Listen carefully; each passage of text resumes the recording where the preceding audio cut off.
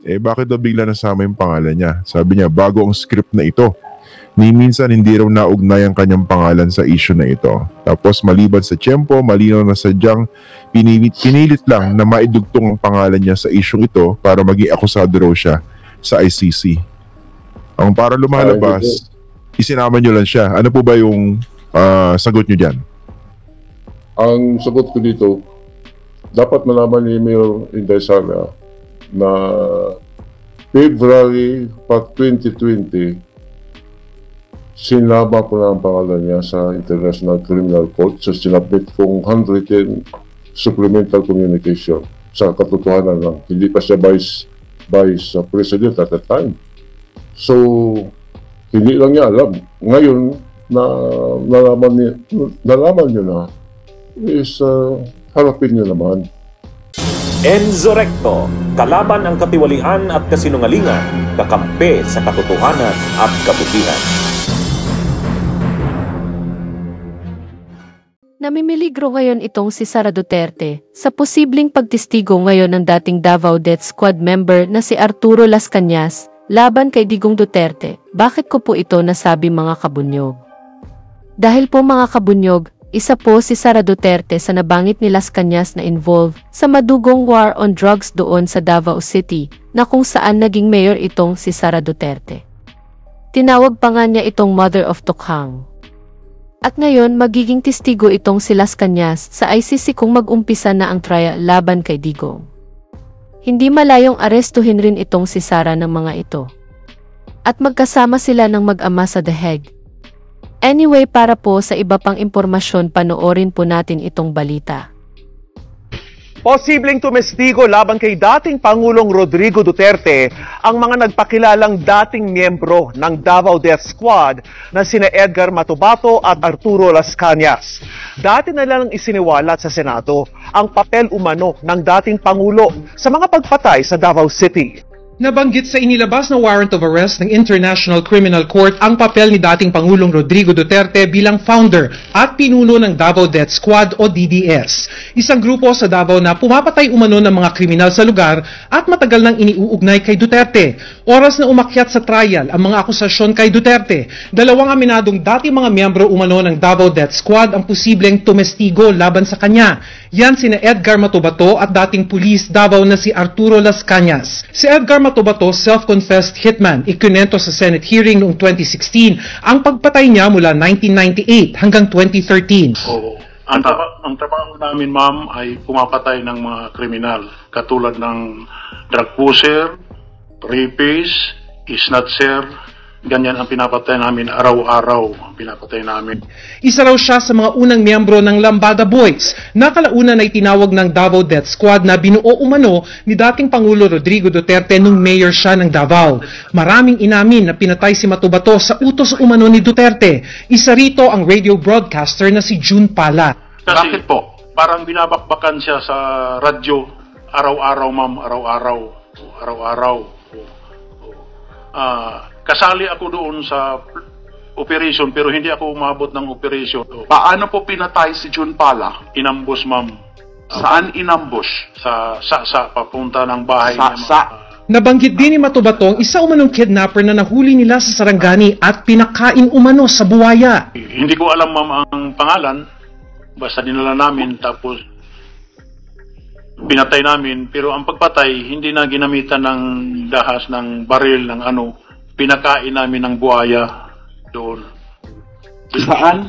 Sa Kapatagan, ma'am.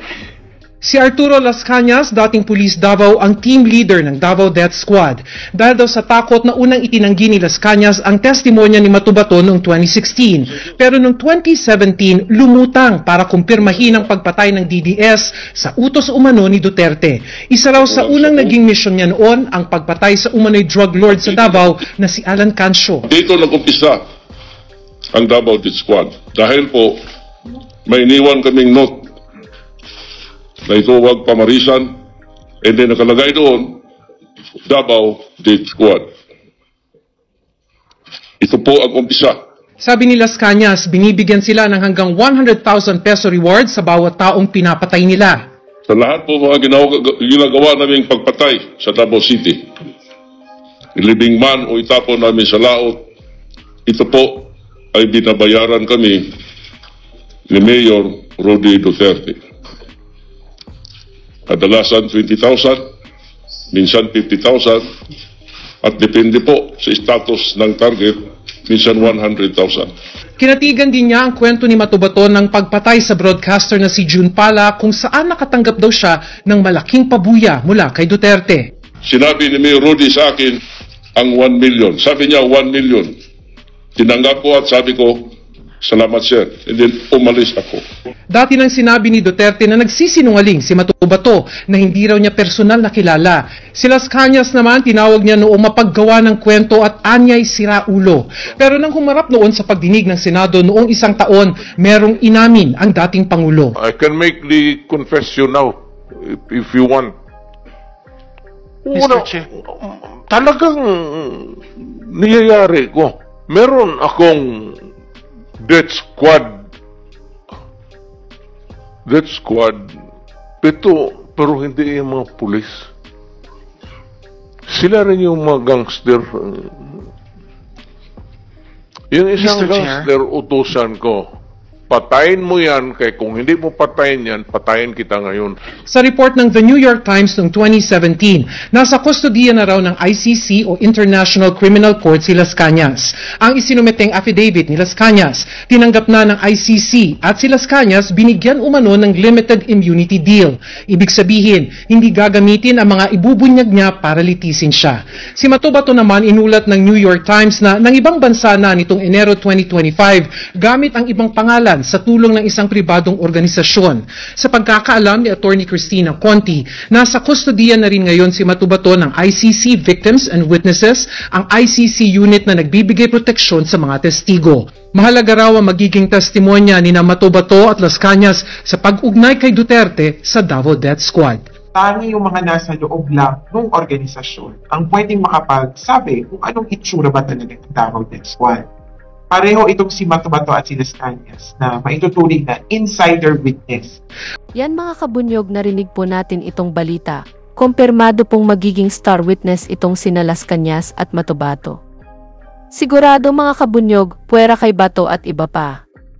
Isa si Sara Duterte sa mga idadawit nitong si Las Cañas.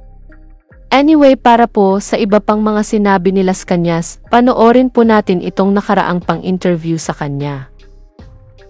Puntahan naman natin sir yung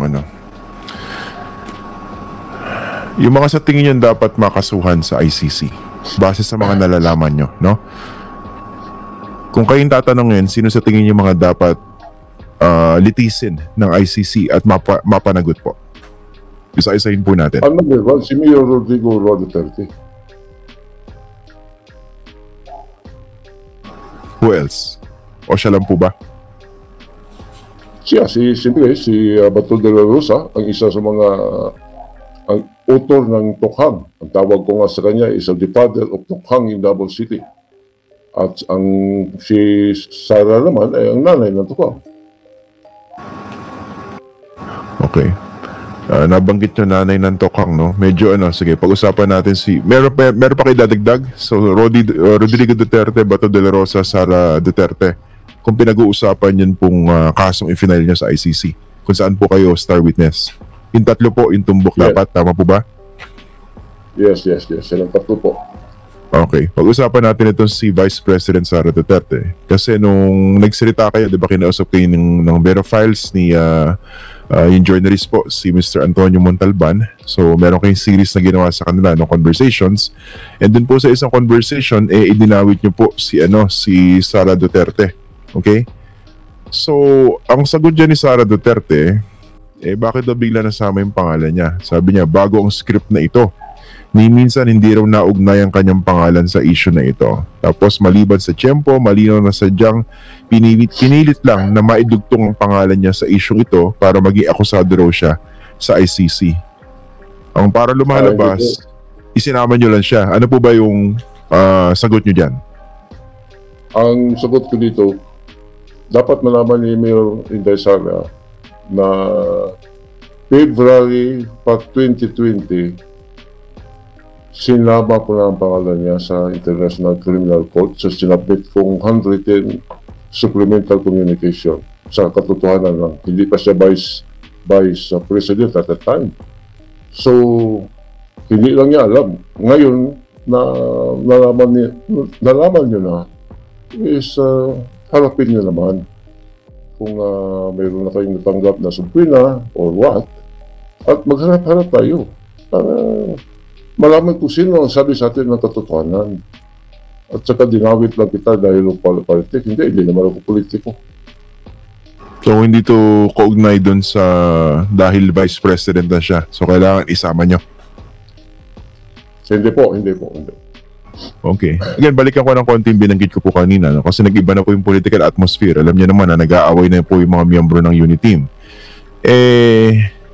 Syempre, ang posisyon nila Duterte, hindi kami haharap dyan sa ICC. Kung gusto nyo kaming kasuhan dito sa Pilipinas. Hindi ba viable ngayon kasi iba na yung presidente, hindi naman nila kakampi technically na, di ba? Mukhang umasim na po yung relasyon. Baka pwede naman silang mapanagot dito sa Philippine courts kung nag-iba na naman po yung ihip ng hangin ng politika. What do you think po? Well, I hope nag-iba ang hangin ng Pilipinas, pero pagka-korte sa Pilipinas, walang mangyayari diyan. Katulad din sa ginawa ni Mayor Duterte sa Davao City, bakit may nag-imbestigar ba sa kanyang bugos na drug war, sa mga pinagpapatayan niya ng mga tao? Walang mag-imbestigar dahil umaikot ng narkomani ni Duterte, triad . So lalo pa ngayon nga naging presidente siya ng Pilipinas. So sabihin man natin na ibang presidente, pero sa pagkakilala ko sa kanya personally for more than 20 years, nandiyan pa rin ang impluwensya niya. Walang hostisya sa Pilipinas except in ICC.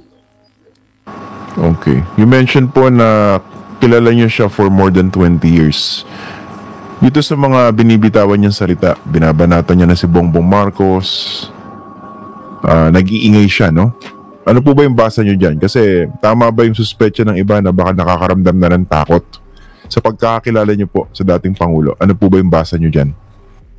Well, sa pagkakilala ko kay Mayor Rodrigo Duterte is matakutin.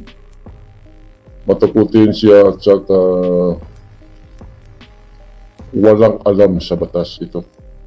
Hilig lang siyang magpapatay, magbayad,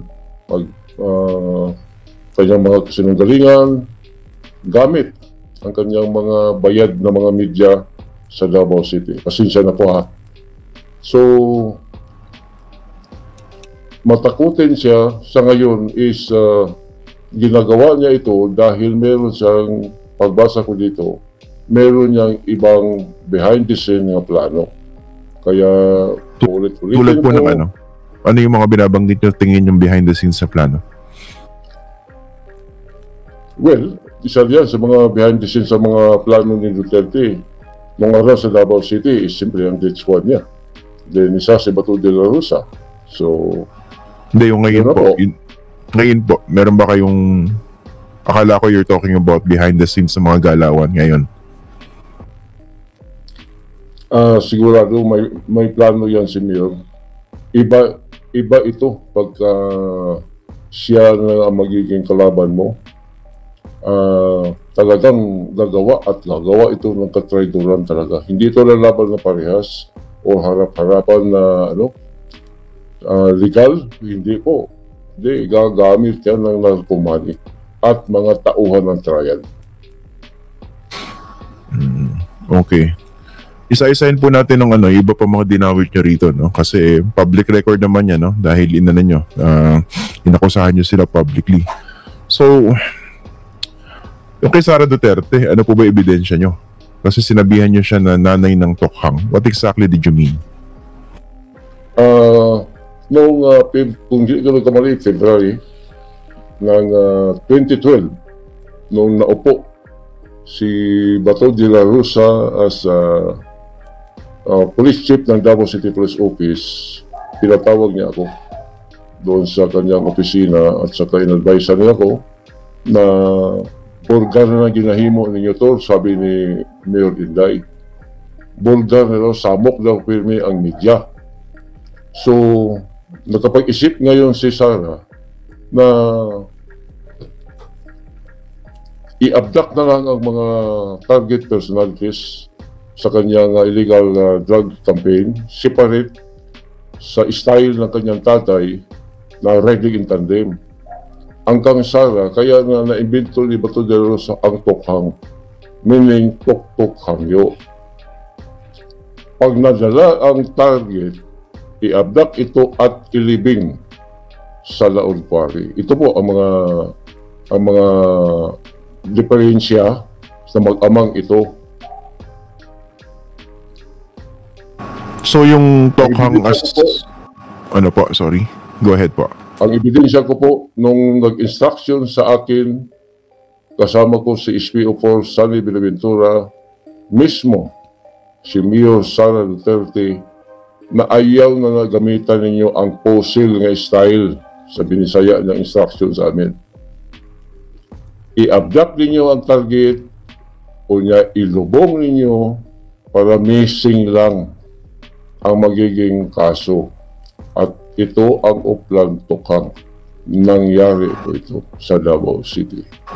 Nung binigay yung alleged instructions po, sino-sino po yung present? Who can corroborate your account? Yes, SPO4 Sunny Benaventura. Siyang kasama ko. Nasaan na po ba si ano ngayon? Si Sunny Buenaventura? Sa pagkakaalam nyo? Wala po akong alam kung nasaan na. Sa pagkaalam ko, nagtago na eh. Kaya natakot na dito sa, siguro sa ICC case, isayo. O ipapatay siya ni Mayor Rodrigo Duterte. Kung nag-isip sa ngayon, sa katulad ng pag-iisip ko, patay yan. Sigurado yan. Patay yan. Hindi niya makita si Sunny Benaventura. Bunyog! Bunyog! Halikan na kasama ka! Bunyog! Kapag buklod ay may pag-asa, Luzon, Visayas, Mindanao, isa ang pananaw. Sa bagong Pilipinas ang bunyog isisigaw. Bunyog!